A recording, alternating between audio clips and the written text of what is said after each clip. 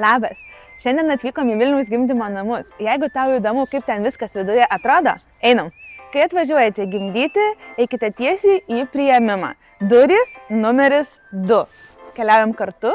Čia nepriklausomai nuo paros meto, visą laiką reikia paskambinti skambučiu.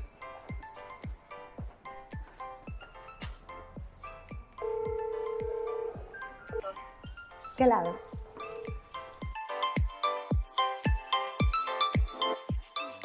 Labadiena. Sutikome ligoninės direktorių Bronių Žaliūną. Labadiena, sveiki atvykę ten, kur kasdien gimsta stebuklai. Prašau. Esame priėmimo skyriuje ir kartu su manimi yra gydytoja ginekologė Agnė Dičiūnienė, kuri ir papasakos, kaip vyksta tas procesas, kai jau nėščioji atvyksta gimdyti. Tai Agne, kaipgi čia viskas tada vyksta? Atvyksta ar ne nėščioji ir nori užpildyti dokumentus? Pirmiausia, atvykus į mūsų ligoninę, gimdyvė atvyksta arba nėščioji į priėmimo skyrių. Čia yra visi išsamus dokumentai, nes reikalingas informuotas paciento sutikimas. Jei tik įmanoma, labai rekomenduoja moteriai, kuri ruošiasi gimdymui, iš anksto susipažinti su šiais dokumentais, kurie yra mūsų internetinėme puslapyje. Taigi, gavusi informaciją, pacientė pasirašo informuotą paciento sutikimo formą. Labai svarbu, kad pacientė atvykus į priėmimą turėtų asmens dokumentą, nėščiosios kortelę. Nėščiosios kortelė yra toks nuostabus dokumentas, į kurį pažiūrim 2 minutės ir mes žinom svarbiausią informaciją apie jūsų nėštumą, apie jūsų sveikatą. Na ir toliau pacientė yra vedama į vaisiaus ištyrimo kabinetą, įvertinama jos ir vaisiaus būklė ir sprendžiama apie jai reikalingą pagalbą. Labai įdomu, o sakykite apie tą kortelę. Ar būna taip, kad pamiršta? Taip, visko būna. Dauguma mūsų pacienčių tikrai yra pareigingos ir nėščiosios kortelę atsiveža. Dabar dalis jau pacienčių turi elektroninę nėščiosios kortelę. Na, jeigu moteris ir būtų pamiršusi, mes tada jau įvertintume dokumentus e-sveikatoj.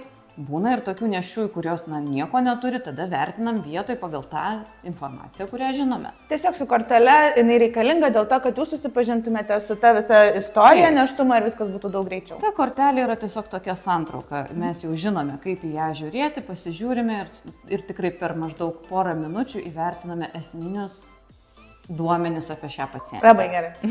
Atvyksta moteris gimdyti ir dažniausiai turi labai daug daiktų su savimi. Kur juos dėti?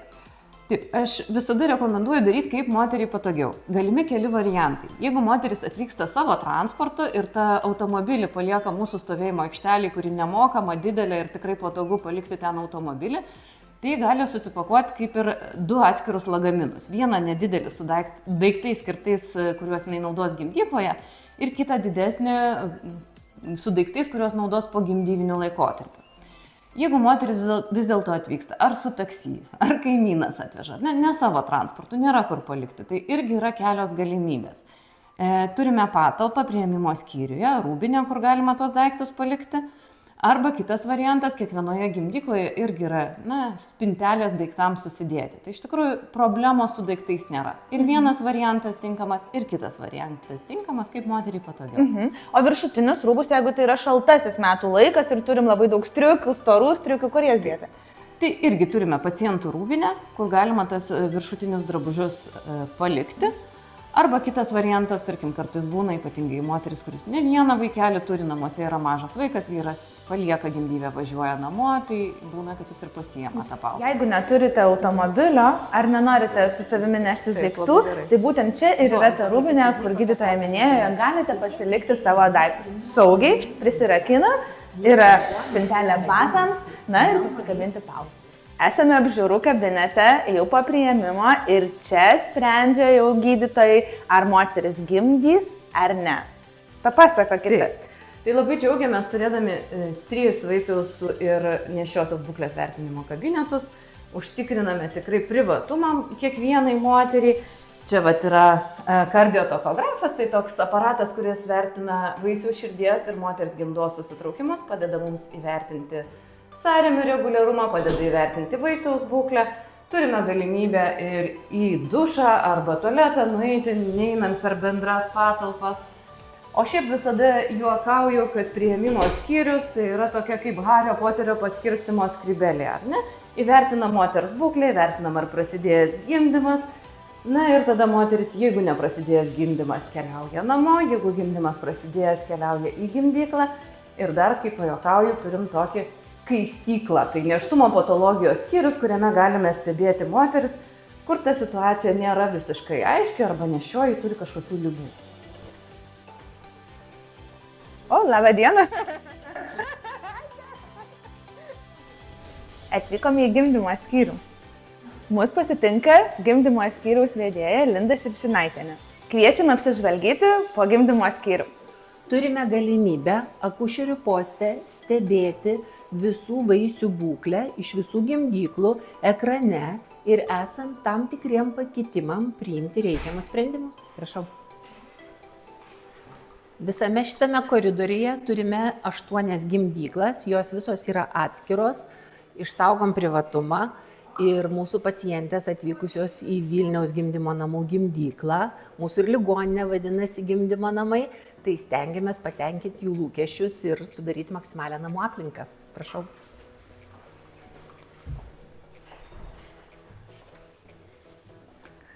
Kaip gražu. Turime vieną iš savo 7 šitam skyriui ir dar už kampo vienos gimdyklos. Šioje patalpoje turime viską, ko reikia atvykus gimdyviai. Tai yra funkcinė stalas, lova, kurią pasikelti šitas galas gali, moteris būna pusiau sėdomis, po to jinai transformuojasi į gimdymo lovą, kai nusiema kitas galas. Viso gimdymo metu moteris būna šioje patalpoje, reiškia, jinai gali išeiti į koridorių pasivaikščioti, nebūtinai turi gulėti, nes turime nuotolinius daviklius registruojant vaisiaus būklę, todėl moteris gali judėti, nėra prijungta prie aparato, jinai gali patogiai sėdėti, paprastai čia sėdi moteris, čia sėdi jos vyras. Turim pagalbinės priemonės. Paprastą kamuolį, riešto formos kamuolį, turime patalpoje kiekvienoje po spintą, moteris laiko savo asmeninius daiktus čia, tuos, kuriuos jinai mano, kad jai reikia. Rūbai būna paprastai pasiūlomi mūsų, todėl kad gimdymas yra toks procesas, kai būna nemažai fiziologinių organizmo skysčių ir tas reikia keisti savo rūbus, todėl siūlomės mūsų rūbus. Tačiau moteris gali pasirinkti, jeigu jai yra maloniau jos pačios rūbai, visada prašau. Vilniaus gimdymo namai yra gilias tradicijas turinti gimdymo priežiūros įstaiga, dirbame virš 70 metų.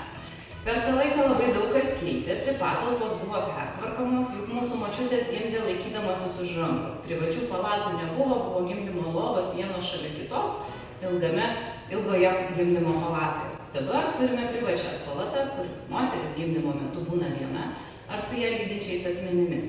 Taigi, tokias didelės kaip šita gimdyklas turime 3, bet norėčiau parodyti keletą ir mažesnių.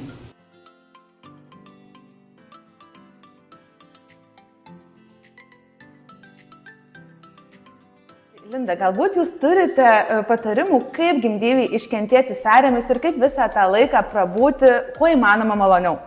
Malonumo tai gal nebus labai daug, bet būdų be abejo yra.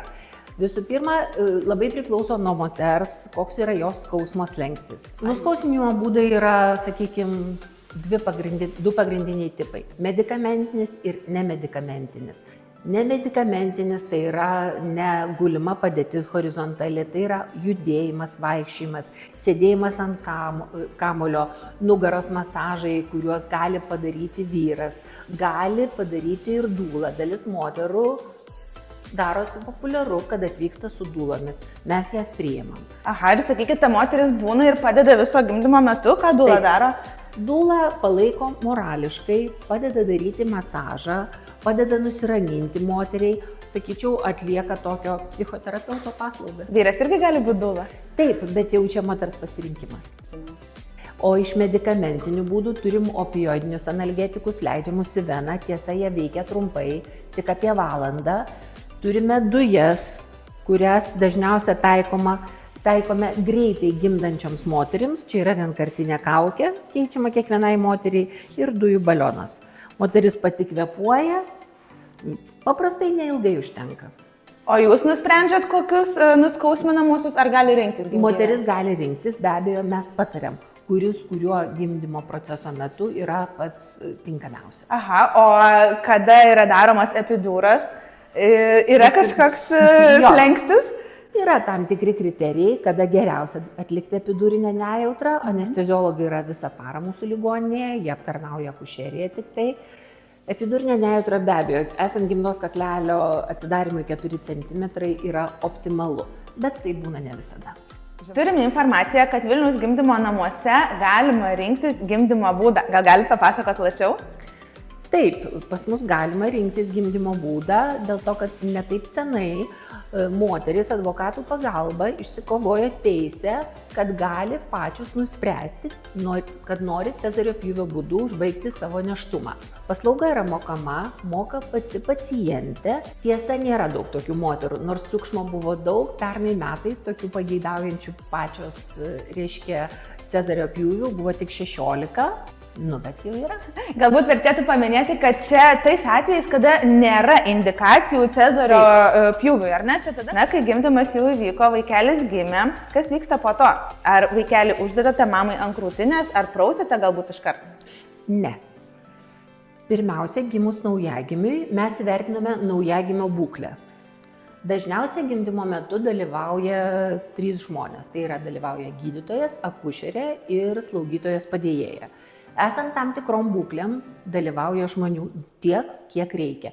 Gali būti ir anesteziologas, ir gydytojas neonatologas, ir dar viena akušerė, priklauso nuo tos akušerinės situacijos, kuri yra. Bet jeigu mes imsime normalų gimdymą, natūralų, gimus naujagimiui, įvertinam jo būklę, nušluostom ir iškart guldom mamai ant krūtinės. Labai svarbu leisti nupulsuoti virkštelę. Leisti nupulsuoti virkštelę reikia 2-5 minutės, tai yra labai svarbu naujagimiui, kad jam patektų dar į jį papildomas kraujo kiekis iš placentos. Labai įdomi informacija iš tikrųjų, nes čia tik neseniai, bent jau man teko tokią informaciją išgirsti viešoje erdvėje, dažniausiai būdavo, tiesiog pagimdo, iš karto nukerpa ir viskas. Dabar labai džiugu, kad apie tai pagaliau jau visi šneka. Turime dar klausimą vieną apie rūbus naujagimiui. Tai ar visgi reikia vilnonių kojinyčių, ar nebūtinai? Taip, reikia. Reikia. Labai pageidaujam, kad atsivežtų mama vilnonės kojinytės, kepurytę, pampersą ir kažkiek tai šliaužtinukų pirmomis dienomis.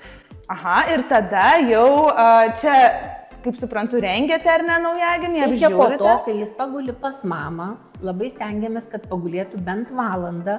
Tai yra labai svarbu dėl mikrobiotos, dėl to, kad vaikas nusiramina, jis girdi mamos širdies plakimą. Bando ir pažįsta? Bando, taip, už pusvalandžio maždaug pradeda ieškoti maisto. Po kiek laiko moteris iš gimdyklos yra jau perkeliama į pogimdyvinę palatą? Po normalaus gimdymo moteris yra stebima intensyviai 2 valandas, po 2 valandų jinai yra pervežama į sekantį aukštą, į 3 aukštą, į akušerijos skyrių, kur jinai prižiūrima visą likusį laiką po gimdymo. Tai galbūt ten einam ir apžiūrėsim? Prašau, keliaujam. Kaip matot, pogimdyvinė palata yra labai erdvi, šviesi, moderni ir graži.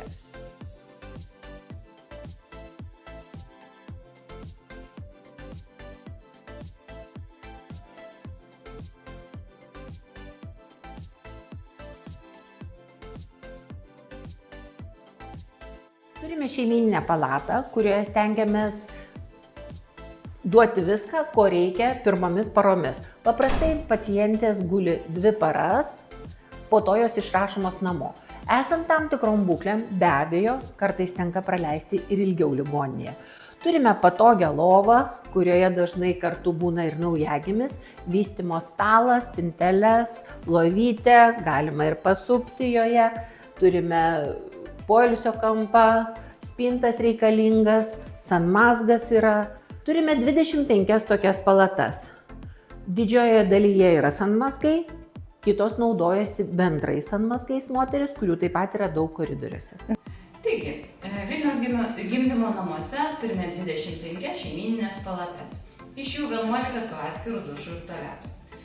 4 turime didesnės kaip šita, likusios yra šiek tiek mažesnės, einame pasižiūrėti ir jų.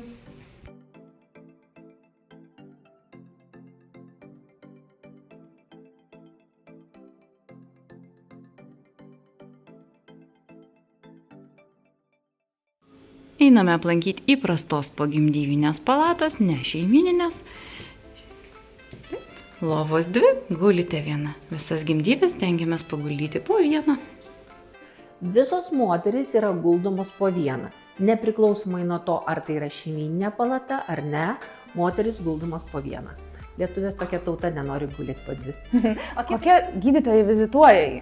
Kas būna, kokie tyrimai atliekami? Rytais būna vizitacijos ir vizituoja palatą. Gydytojas neonatologas, jis prižiūri vaikutį, vizituoja kartu su tą palatą prižiūrinčią akušerę. Naujagimis yra matuojamas, yra sveriamas, imami reikalingi tyrimai, stebima, ar mama turi pakankamai pieno, duodami mamai patarimai. Tai čia viena vizitacija, kita vizitacija yra gydytojo akušerio ginekologo, kuris žiūri pačią mamą, žiūri jos būklę, jos, reiškia, nukraujavimo kiekį, jos krūtų būklę, spenelių būklę, viską įvertina, taip pat duodami patarimai arba koreguojamas gydymas. Ir jeigu susiduria moteris su žindymo sunkumais, visą laiką sulauks šią pagalbą, teisingai? Taip, skyriuje dirba 3 akušerės, reiškia, kurios prižiūri visą parą. Ir jos duoda patarimus, visi darbuotojai yra baigę žindymo kursus, kas gali patarti geriau negu žmogus, kuris visą laiką dirba tą darbą. Tiesa.